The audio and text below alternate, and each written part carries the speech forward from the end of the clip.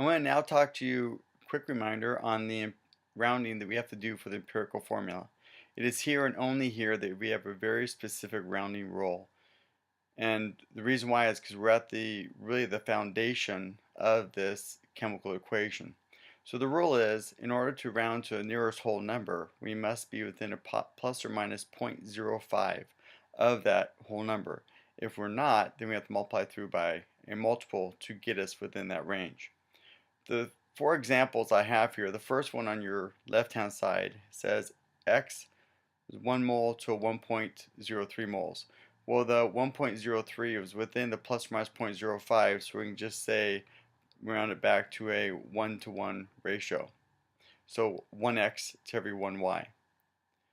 The next one, we have 1.5 moles of x to every 1 mole of y. So then what we have to do, we have to get to the nearest whole number. We have to then multiply through by 2. And so everything, remember, is multiplied through by the same number. So my x now becomes 3 and my y is now 2. So it's 3 moles of x every 2 moles of y.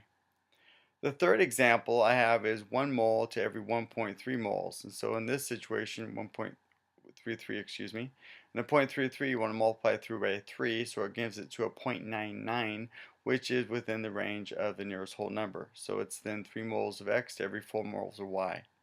The fourth example is I have 1 mole of x to every 1.25 moles of y. In this situation, I'm going to multiply through by 4, and this one puts me right at perfectly on 5. So it's 4 moles of x every 5 moles of y. And again, this is the rounding rule only used for the empirical formula.